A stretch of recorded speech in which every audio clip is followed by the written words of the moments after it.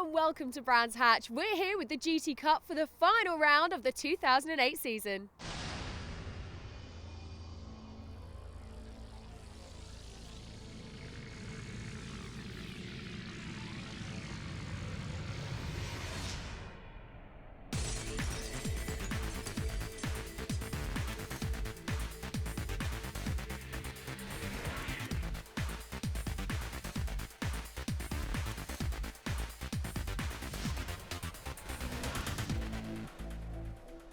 You've joined the series right now for the last round. Will you be back next year? I'm hoping to be, absolutely, yeah, for sure. It's a good series, there's a lot of good proper driving in it and a lot of great cars, and I'm really enjoying it. Fantastic. I've had a cracking year. I mean, I've had a few podiums. The hospitality was great. Mark's had a good championship. It's been great. It's been one of the best years I've had. Tommy, you must be one of the most improved drivers of the season. How have you enjoyed it? I've really enjoyed it quite a lot. In terms of improvement, I think the car's improved, and that's helped us come along. And I've really enjoyed it. And what else can I say? I'm really impressed. I think Mark's done a great job. I think it shows that he's obviously a racer himself, and clearly a lot of the decisions that he makes, you agree with. Great bunch of guys. It's a good race. Yeah, good race series. Very good indeed. Well, the cars are heading out now for race one, where it's an all-Ferrari front row and last round's winner, Tommy Carrera, taking pole. Here's the full grid. Well, Tommy Carrera trying to end the season with another win. Jeff Ledley, though, is going to push him very hard. Pete Morris and Paul Mace have been there throughout the year, and Howard Spooner, great to see him and the Morgan Aero 8 joining the series. Some other names back in there like George Bruce, Bob Lyons, Tommy Dreen, all coming down from Scotland. And on pole for their class, the Marcus Mantis of Jason Mills and Joe Crook. Henry Furman in the series as well. Good to see him on board. And Russ Nathan and David Hathaway round out the grid here at Brands Hatch. Coming to the line, a rolling start for the GT Cup competitors. We've seen some very difficult starts for drivers this year, but this time it looks like the two Ferraris are behaving very well. The lights go out and all of that horsepower is unleashed, and they charge down towards a famous Paddock Hill bend. It looks to me like Ledley maybe. No, it is Carrera who just comes off the brakes a little bit earlier and just gets the car done. Henry Furman sweeping through our shot there, just ahead of that Marcus that we were talking about earlier, but Ledley's not done. Down the inside into Druids, he's very brave, very late on the brakes, and I think he maybe has just edged ahead. He has. Behind them, he's under pressure now. Carrera under pressure from Paul Mace, who's just got himself ahead of Pete Morris. Around the outside, we just saw briefly there the Aston of Chris Gragg. That's the back of Henry Furman's 911 version Porsche. Good to see the Brit car regular in the series. And then we see a little piece falling off the little Lotus that's been running very quickly here. Meanwhile, it is Pete Morris just trying to close down on Paul Mace. The two of them trying their hardest to keep in touch with those two Ferraris. As we heard from Tommy Carrera early on, the Ferraris have really come on this year, got stronger and stronger. There's the car with a bit hanging off that we saw the onboard before. That's Matt Cummings in the Lotus, and it seems to be running pretty well, apart from a little bit of a problem with the light flapping around. So at the front, it is Ledley just still under pressure from Carrera. They've definitely broken away a little bit, and Pete Morris behind seems to be having a bit of a scrap now with Colin Simpson. In fact, Simpson has got himself ahead in the powerful Marcus. We saw Colin be very fast earlier in the season at Anglesey, winning a race there, and we know just how competitive that car's been throughout its motorsport history. Think of Cor Oyser winning the British GT Championship not that long ago in one of those similar cars. Well, Ferraris, of course, have been the stars, of course, in the British GTs this year, and certainly in GT Cup. These cars have been getting quicker and quicker. And Jeff Ledley, as a driver, we talked about how Tommy Carrera has been one of the most improved drivers, but this man, Ledley, certainly seems to have really found some form just at the right time at the end of the season to take it into the close season, going into next year. 46, Russ Nathan coming through the shop there. Another man who's gradually been getting quicker as the season has progressed. Meanwhile, Simpson now has been able to get close enough to put pressure on Paul Mace. Is he going to dive out? I think he's going to get the job done going into Graham Hill Bend. That's a tremendous move from Colin Simpson. Really well done there. Just timed it perfectly. And I don't think Paul Mace was expecting it. You saw him almost check up to ensure that he didn't turn in on Colin Simpson. That's very easily done there. It's that sort of corner where you're braking for a fairly short amount of time. Here maybe Clearways is perhaps more of an obvious overtake, and that's why it's all the more credit to Colin Simpson. He used his experience and he used the performance of that Marcos down the hill, really punched the car out of Druids very late on the brakes there. So although it's a big car, it's still something that's very nimble. Meanwhile, the scrap continues at the front. Ledley and Correa, a yellow flag being held out there, and that is why that's for a spinning Chris Scragg in the Aston N24. What a beautiful car that is. Really good to see him back on board. Meanwhile, a little bit further down in the pack, we see the 55 of Gary Eastwood, and he's just about got himself far enough ahead that he's not under too much pressure there, but I think Scragg is just gently eventually get himself back onto the black stuff. Didn't affect the leaders too much, I don't think. Ledley, I'm sure, would have rather have not seen that as he came out of Graham Hill Bend. They had to check up and change the racing line on the brakes into Clearways.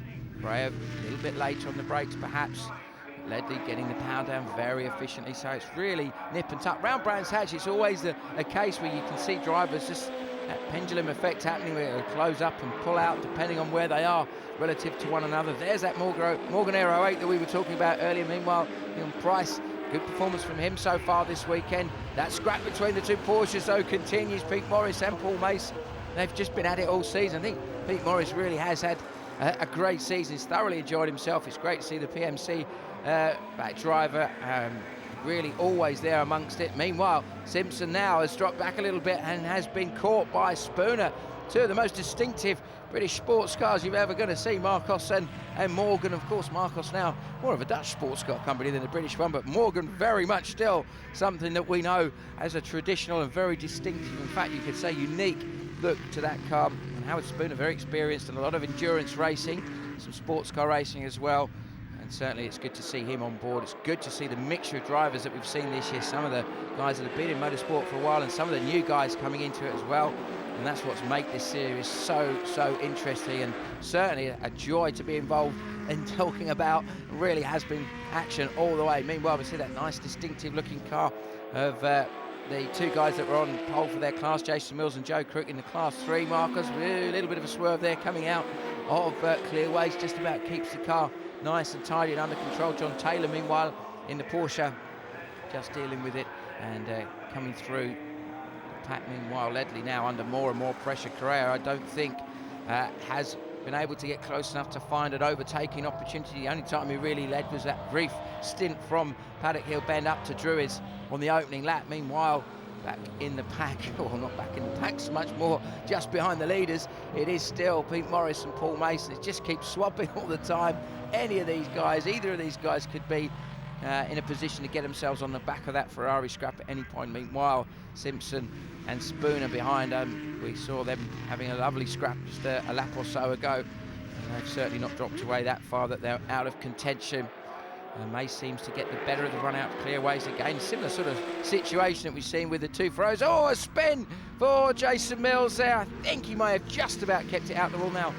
Can he get a Marcus off the grass? The wheels are spinning frantically there. That's always going to be a bit of a difficult scenario. David Tomlin, meanwhile, in the Ferrari 355, just getting ahead of Matt Cummins. And we see the yellow car of Nathan now just getting out of the way enough. Nearly didn't see Jeff Ledley and Tommy Correa coming through. Meanwhile, David Bottrell, we've seen him win his class in Class 3 in the wonderful 944 Turbo. He's been a stalwart this series, always there, always competitive in his class.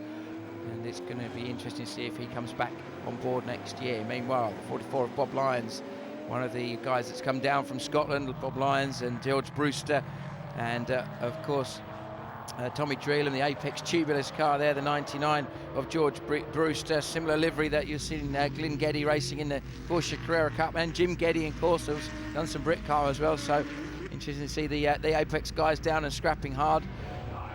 Lyons, though, just about got enough of a gap. Meanwhile, Ledley, he must be really feeling the pressure now. He knows Correa is not going to back off. He's not going to disappear away. They know that they're very equally matched in terms of lap times.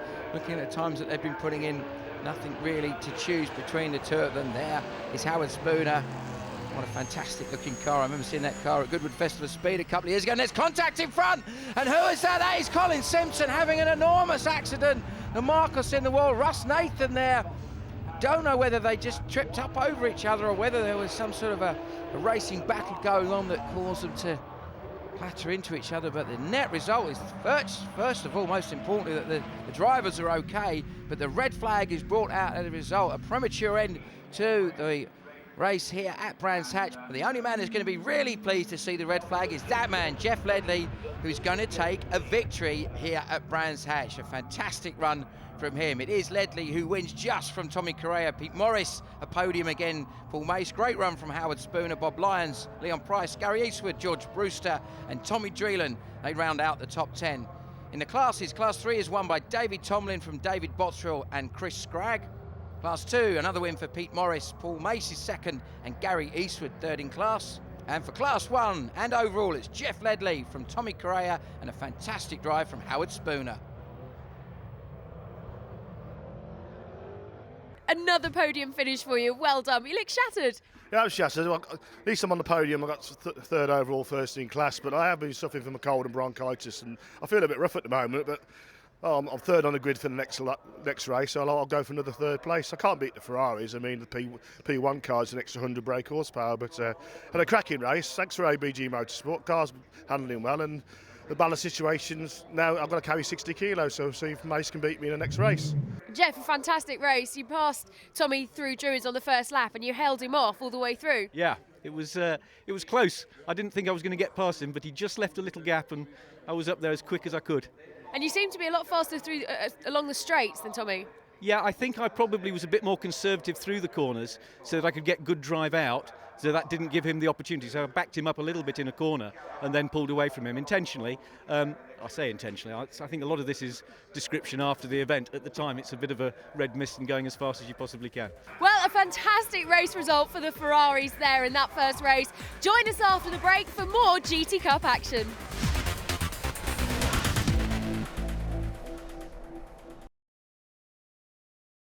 Colin, and you're still smiling. Well, I'm not really smiling, but there's no point in crying, is there, you know? I have a spare front, I have spare suspension, wheels, but I don't have any fiberglass doors. So the second race is definitely out.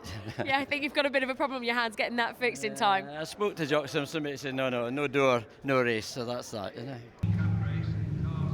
The cars are heading off now for the final time this year. It's the last race for the GT Cup. The black clouds are looming, the rain is threatening, so it could turn into a wet race. Here's the full grid.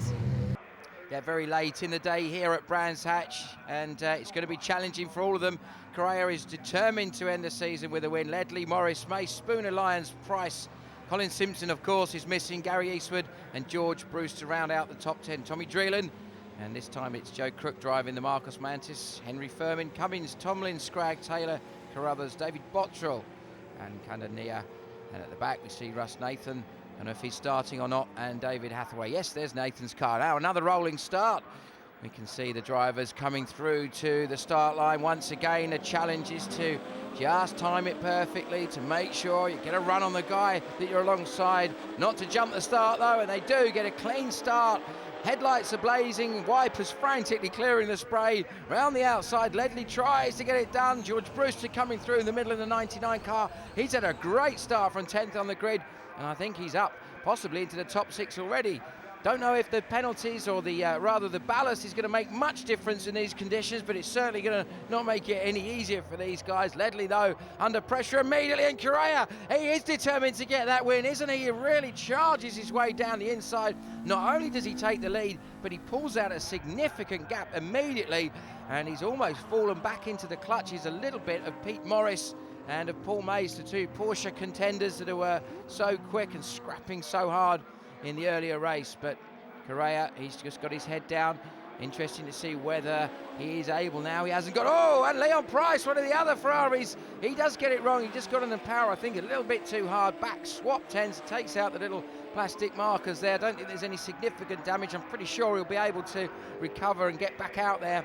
But this time with Correa not having that situation where he's being backed up, it looks like he could have broken away. Mace, though, he's certainly not given up at this stage. He's already pushing very hard to get ahead of his a bitter rival, Pete Morris and Paul Mace and Pete Morris. Well, it's almost become like a train of Porsche that we see throughout the series here in GT Cup. Behind them, though, A run from George Brewster, a great run from George Brewster in the 99 Apex Tubular's car.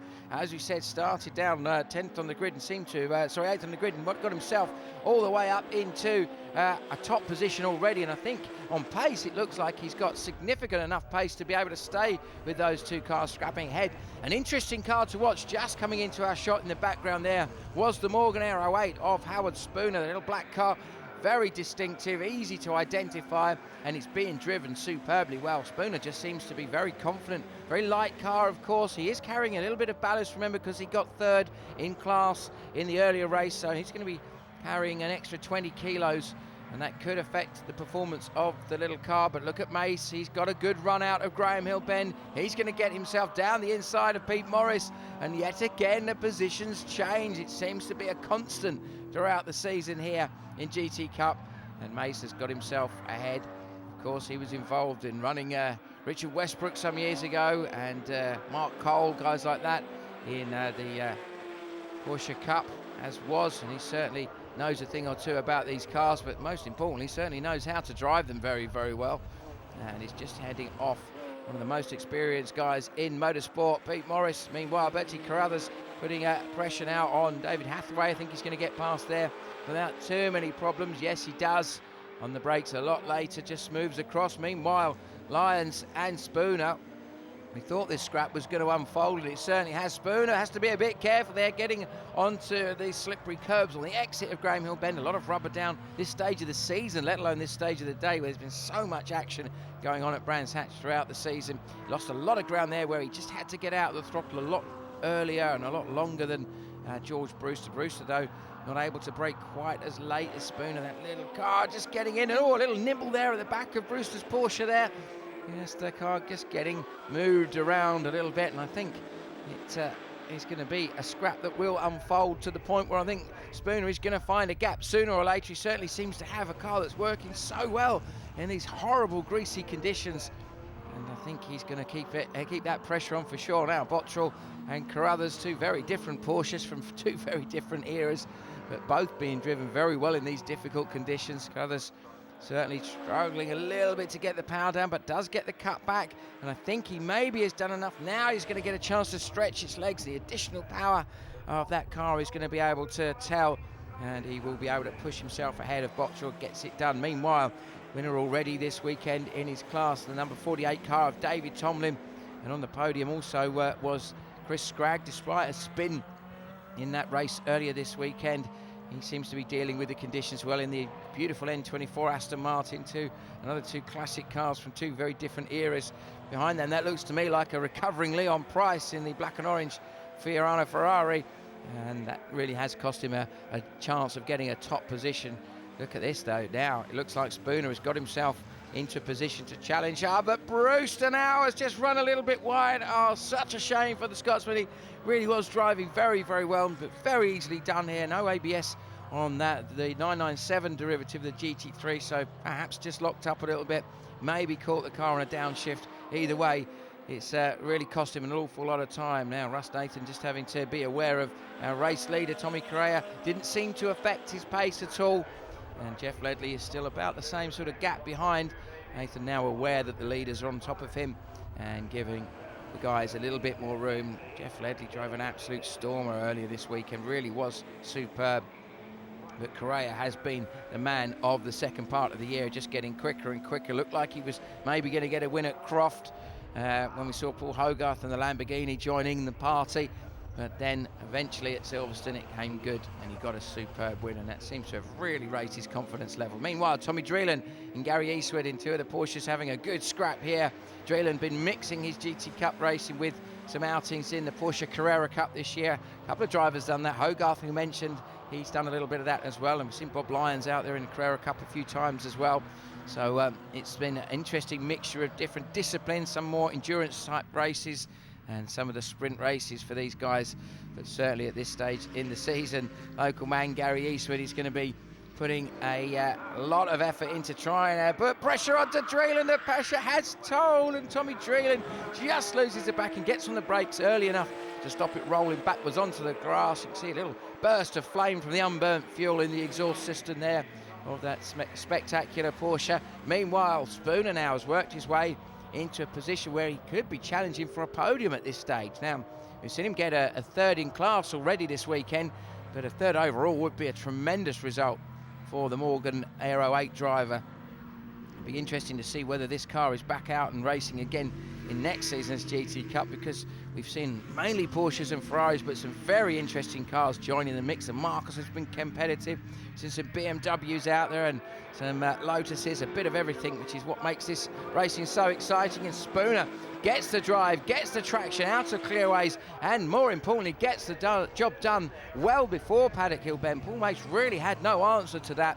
And Spooner, now the trick is, can he get enough drive to maybe work his way onto the back of these two Ferraris? Hathaway maybe didn't quite see the race leader there. I think perhaps Tommy Carrera is flashing his lights just to let him know he's there. And as they come through what is now the last lap, the last thing that he wanted was that kind of drama, but I don't think it's going to affect the chances of Jeff Ledley being able to get onto the back of him. It does look to me like it is going to be Correa. Just one more corner, brakes hard, down through the gears, turns the car in, eases on the power through this very long, treacherous corner here at Clearways. He brings the car out of Clearways onto the start-finish straight, pulls the car across towards the pit lane potentially. In fact, just a bit of lapping going on to finish the race, and it is a brilliant win from Tommy Correa in very difficult conditions. But we've lost Howard Spooner. He's disappeared towards the end of the race. What a shame for the Morgan driver, but what a great result to end the season for Paul Mace, just heading out his bitter rival Pete Morris, and a great recovery from George Brewster in the Apex Tubular car after that little off that we saw. So the result sees Correa win by just over a second from Ledley, and Paul Mace on the podium for Pete Morris, George Brewster, Gary Eastwood, Bob Lyons, Leon Price, Tommy Dreelan, and a great run from Matt Cummins. He also wins Class 3 in his Lotus 6E from Chris Scragg and David Tomlin in the 355. Class 2 is won by Paul Mace from Pete Morris and Gary Eastwood once again in third. And overall, and in Class 1, it's Tommy Correa from Jeff Ledley and a great drive and podium from George Brewster. Matt, first time out in the car and a class win. You've got to be so happy. Yeah, I am. I'm so pleased. The car's done good. The boys have done good. And I suppose I did okay. I was pushing hard. The tyres were going off. I think everyone was obviously in the same boat, trying to pick up as much water as we could to keep the heat out of the tyres. But yeah, over the moon. The car's done good. And what can I say? I am over the moon. Just got to go and buy them all a drink now.